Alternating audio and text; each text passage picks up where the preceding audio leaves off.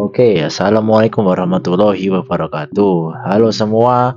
Jadi di sini saya akan menjelaskan mengenai yang namanya rangkaian logika.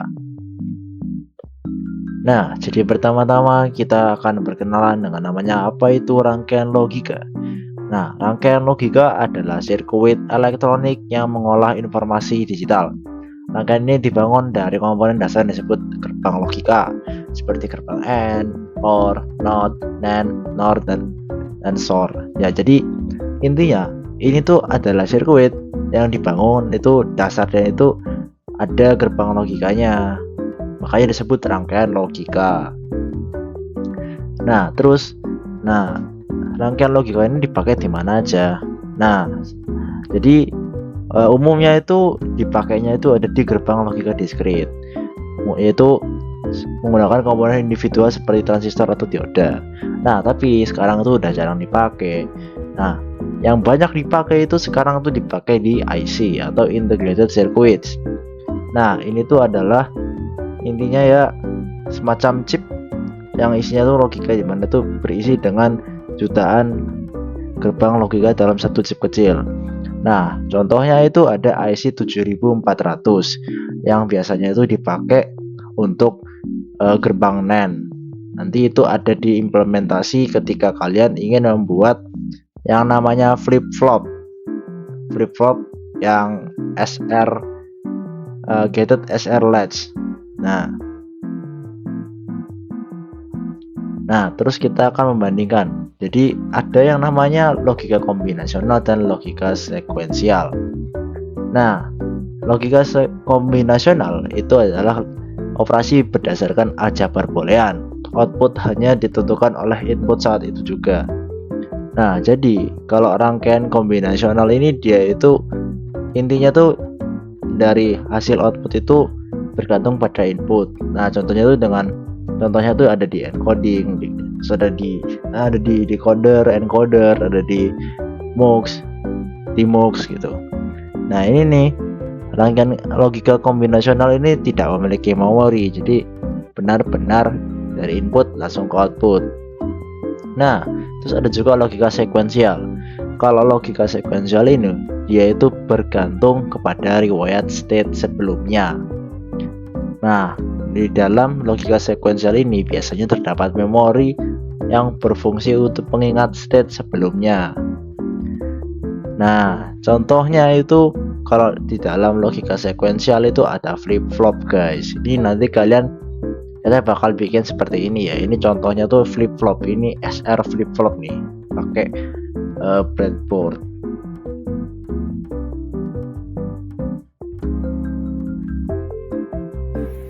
Nah, di sini saya akan menjelaskan juga mengenai V-stable dan A-stable. Jadi, pada dasarnya itu flip-flop sering disalah artikan sebagai apa? Jadi ada flip-flop yang dia itu sebagai rangkaian osilator, di mana dia itu seperti hanya berkedip terus-menerus. Nah, ada pula yang menggunakan memori. Nah, yang menggunakan memori ini namanya latch. Dia itu masuknya tadi logika sekuensial.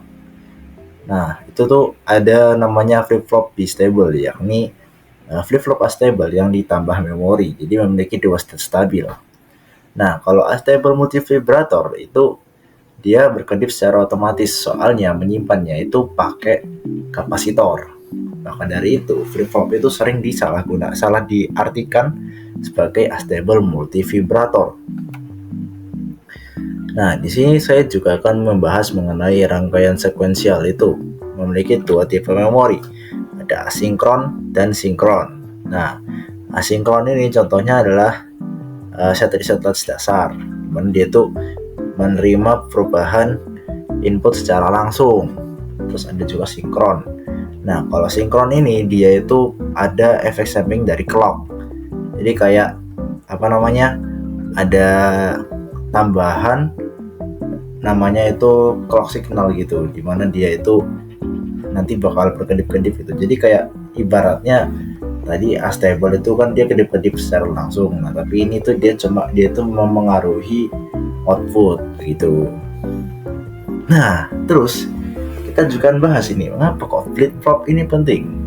Jadi memahami flip-flop ini bukan ada teori, ini tuh penting kalau misalnya sebagai ini sebagai misalnya untuk meregister data di CPU, terus juga untuk menghitung siklus dan lain-lain lah ya. Terus di sini saya akan membahas jenis-jenis flip-flop. Yang pertama, yang paling dasar yaitu SR flip-flop. Nah, dia ini menggunakan asinkron. Ada asinkron dan sinkron. Nah, yang asinkron itu namanya SR latch biasa. Nah, yang sinkron itu ada gated SR flip-flop, di mana dia itu ditambahi clock di tengah-tengah sini.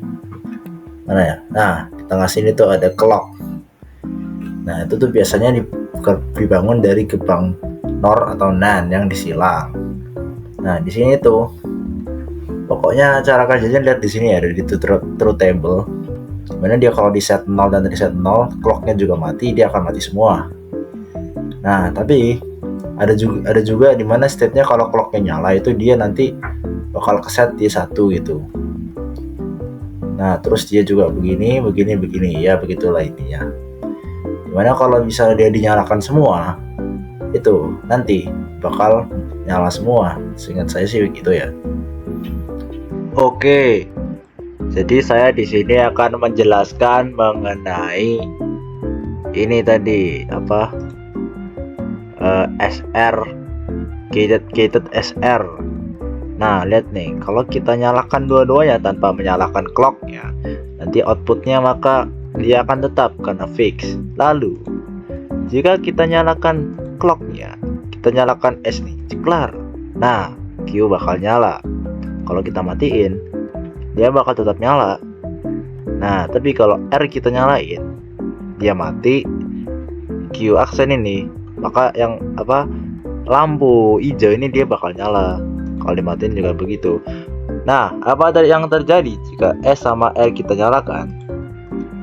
Maka dua-duanya akan nyala, guys. Ya, ini termasuk kondisi terlarang ya. Soalnya kalau kita matikan ini clocknya, nah bakal terjadi oscillation apparent ini. Jadi begitulah ya, guys. Oke, jadi saya kali ini akan menjelaskan mengenai yang namanya cara kerja gated SR latch. Nah, di sini kita akan mencoba untuk mulai ya, untuk simulasi gated SR latch-nya. Nah, kalian bisa lihat di sini clock-nya sudah berjalan ya. Dan kalian lihat di sini ada yang namanya time diagram. Nah, di sini tuh kalian lihat clock-nya itu naik turun. Nah, ini berarti clock-nya berjalan dengan baik. Nah, terus kalian lihat ini, default setting awal-awal itu Q sebagai output itu ya, yang di atas ini tuh warnanya hijau ya, nyala, dia 1, bernilai 1. Karena ini adalah default setnya ya di awalnya. Lalu kalau kita coba nyalakan S-nya, maka dia akan tetap hijau ya. Nah, tapi kalau kita nyalakan reset, nah dia berubah nih jadi mati nih, lihat nih. Dia turun nih ke bawah nih. Nah, terus pindah, dia yang lampu bawah, yang Q aksen itu dinyala. Nah, kalau kita pencet set lagi, nah dia kembali lagi, guys. Kembali ke nyala nih yang lampu Q-nya nih. Kalian bisa lihat di time diagramnya ini, di awalnya turun, nah terus dia naik kembali ke atas itu. Nah, ini karena kita tadi sudah pencet reset lalu kita set ya. Jadi fungsinya untuk set reset ini yaitu ketika kondisinya awalnya itu, nah seperti itu tuh, kondisinya awalnya di set, terus kalau kita reset dia akan mematikan kondisi awal tersebut dan menyalakan yang satunya. Nah, kalau kita pencet set, nah dia akan mengembalikan ke kondisi semula. Jadi seperti itu ya untuk simulasi gated SR-nya. Kalian bisa lihat ini time signalnya ya, dia berubah-ubah tergantung pada bagaimana kita menginputkan ya. Nah, terus juga ada juga nih, kalau misalnya flip flop itu di hold, dia tuh pokoknya bisa nge-hold state terakhir gitu. Misalnya lampu pertama nyala, terus kita nyalain yang R, misal yang dari S ini kita nyalakan ceklek, nah terus nanti dia key-nya bakal nyala. Terus R kita S kita matiin, key-nya bakal tetap nyala. Tapi kalau R kita nyalain, nanti yang nyala yang key ini, tapi yang atas ini dia mati, gitulah. Nah, terus ada D flip flop. Nah, dia di sini itu untuk mengatasi kondisi terlarang pada SR flip flop. Jadi kalau SR flip flop itu tadi ada kondisi terlarang, dimana kalau S sama R-nya itu sama-sama nyala, nah nanti tuh bakal ada kondisi terlarang di mana output itu bakal nyala semua atau mati semua. Nah, di sini diatasi dengan D flip flop. Terus ada JK flip flop. Ini adalah universal ya. Dia ini yang sudah mantap. Lihat nih, kalian sudah bisa lihat nih. Dia tuh mirip sama SR flip flop tapi dia ditambahin di sini. Ceklak. Jadi dia lebih mantap. Nah, terus ada T flip flop toggle. Nah, dia ini versi JK flip flop yang sudah lebih powerful itulah. Pokoknya kan JK flip flop itu kan yang universal. Nah, tapi ini tuh dia versi toggle di mana dia ini si dan K itu menjadi satu input T. Jadi kayak saklar gitulah. Nah, di sini kita akan membahas perbedaan stable dan flip flop tadi. Tadi saya sudah bahas stable itu dia cuma osilator ya, dia itu hanya berkedip-kedip gitu. Nah, kalau flip flop dia itu memiliki memori, makanya dia bisa mengunci keadaan. Nah, untuk cara kerja stable multivibrator ini intinya sih ya, dia selama satu dayanya tuh bersambung, dia tuh bakal tetap kedip gitu lah ya. Tadi mana? Ya sudah benar lah. Nah, terus ini ada gated SR latch flip flop.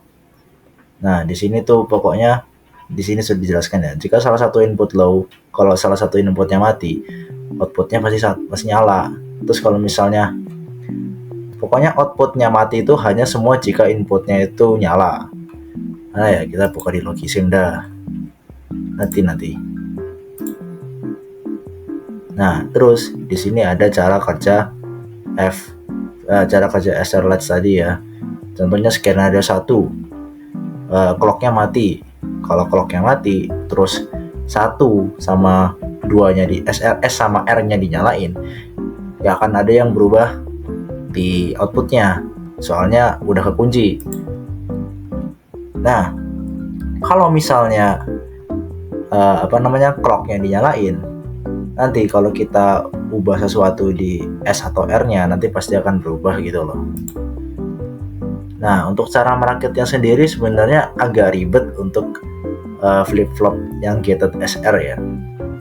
Ya cukup sulit sih kalau menurut saya, tapi intinya sih seperti ini ya. Kalian tancapin aja sesuai dengan pin-pin ini, nanti bisa lah. Ya, sekian, terima kasih.